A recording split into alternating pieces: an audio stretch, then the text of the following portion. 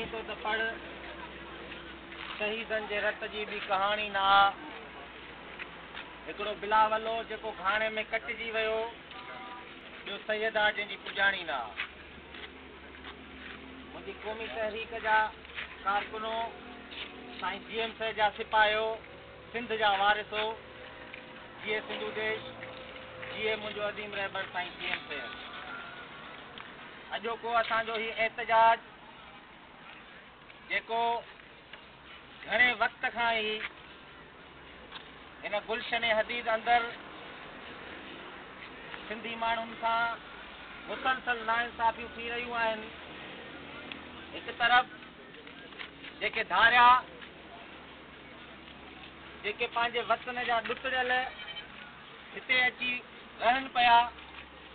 उन्हनि असां सिंधी माण्हुनि जो जीअं जंजाल करे छॾियो आहे त ॿियो वरी हीअ रियासत उनजी मशीनरी उनजी रेंजर्स जेका आहे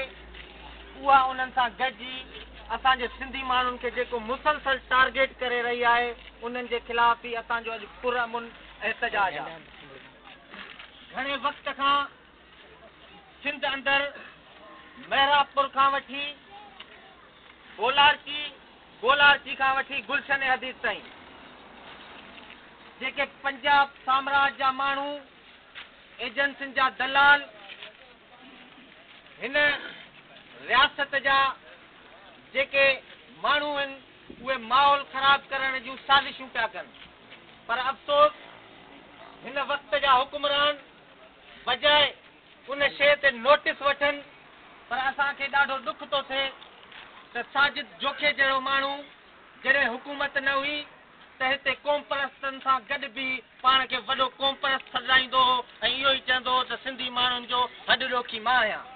पर जॾहिं मोहतरमा बेनज़ीर भुट्टो जी शहादत एवज़ ख़ैरात में मिलियल हिननि हुकुमराननि खे या गवर्नमेंट साजिद जोखियो यादि रखे मोहतरमा शहीद न थिया त तो जहिड़ो नाइल माण्हू बि MPA MLA न थिया मिनिस्ट्री तोखे न मिले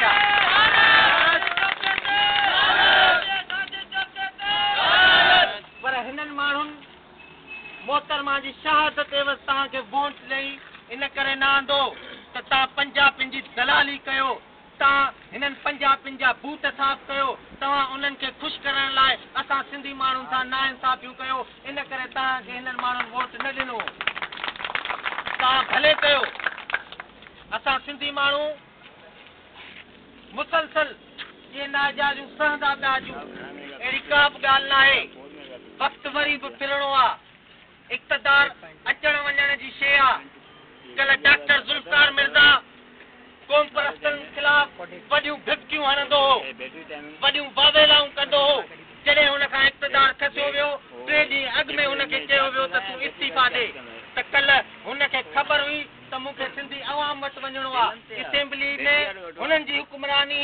असेंबली खां ॿाहिरि असां माण्हुनि जी हुकुमरानी आहे त हिकु ॾींहुं अॻु में हुन चयो त बशीर ख़ान कुरैशी कादिर मंगती ऐं पली जे जहिड़ो को लीडर ई कोन्हे इन्हनि वॾी सिंध जी ख़िदमत कई आहे छो जो हुनखे ख़बर हुई हाणे मूंखे अवाम अंदरि वञिणो आहे उनजो रद्द अमल लाज़मी थींदो त हुन क़ौम परस्तनि खे ख़ुशि करण लाइ उन्हनि जे हक़ में बयानु ॾिनो त उहो ॾींहुं बचिणो आहे साजिद जोखे लाइ तूं असांखे चवीं थो त हिते क़ौम परस्त माहौल ख़राब करे रहिया आहिनि हिते जेको झंडो हणंदो उनजो हथ वधाए छॾींदसि असां चऊं था त तूं भले दलाली कर पर पंहिंजो रवैयो दुरुस्त कर तूं क़ौम परस्त त छा पर हे असांजा लतीफ़ संगत जा कारकुन हे GS सिंध स्टूडेंट फेडरेशन जा कारकुन ई तो लाइ खोड़ आहिनि उहे ई तुंहिंजो जीवन जंजाल करे छॾींदा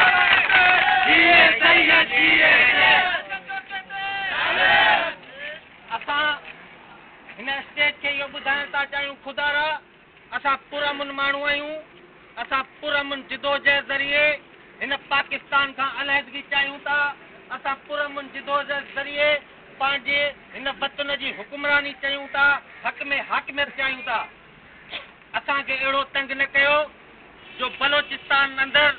अॼु को बि पंजाबी महफ़ूज़ कोन्हे को बि पंजाबी उते रहण लाइ तयारु कोन्हे को बि पंजाबी उते नौकिरी करण लाइ तयारु कोन्हे को बि तव्हांजो रेंजर्स वारो आर्मी वारो सरेआम बलोचिस्तान जे अंदरि घुमण लाइ तयारु कोन्हे असां सां जे अहिड़ो वर्ताव कयो वेंदो त पोइ यादि रखी छॾियो जेके हालतूं अॼु बलोचिस्तान अंदरि आहिनि उहे ई हालतूं सिंध में पैदा थींदियूं न तव्हां लाइ पोइ गुलशन अज़ीज़ रहण लाइ महफ़ूज़ जॻह हूंदी न पोइ तव्हांखे गोलाची में रहणु ॾिनो वेंदो न पोइ तव्हांखे मेरापुर में रहणु ॾिनो वेंदो असां चऊं था त जल्द अज जल्द रेंजर जे ख़िलाफ़ कार्रवाई थिए उन खां पोइ जिन बि पंजाबी दहशतगर्दनि ऐं उन्हनि जे साथारनि क़ौमी तहरीक जे शहीदनि जा यादगार ॾाठा आहिनि ऐं क़ौमी तहरीक जे झंडनि जी बेहुरमती कई आहे उन सां गॾोगॾु ॿियनि तंज़ीमुनि जा जेतिरा बि यादगार ठहियल आहे उहे ॾाठा विया उन खां पोइ उन्हनि तंज़ीमुनि जा झंडा जेके बि लाथा विया आहिनि सिंधी तंज़ीमुनि जा ऐं चवां थो त उहे ॿीहर लॻणु घुरिजनि ऐं जिन बि माण्हुनि उहे लाथा आहिनि उन्हनि खे सख़्त खां सख़्तु सज़ा ॾिनी वञे उन्हनि खे उन्हनि जे मथां केस दाख़िल कया वञनि न त ॿी सूरत में अॼु असांजा ही थींदड़ पुरअमन एहतजाज जेके असां पुरअमन महज़ब तरीक़े सां हिते अॼु अची असां एहतजाज नोट करायो आहे त सुभाणे खुदारा ईअं न थिए त असां पुरतशदुद थी के वॾे एहतजाज जी सूरत में पंहिंजो एहतजाज नोट करायूं असां ईअं नथा चाहियूं तंहिं करे जल्द अज जल्द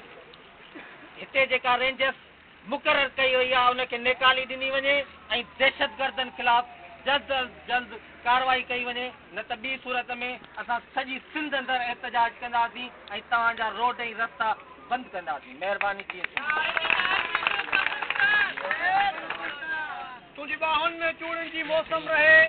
तुंहिंजी ॿाहुनि में चूड़ियुनि जी मौसम रहे तुंहिंजे पेरनि में शेरनि जी शिमशिम रहे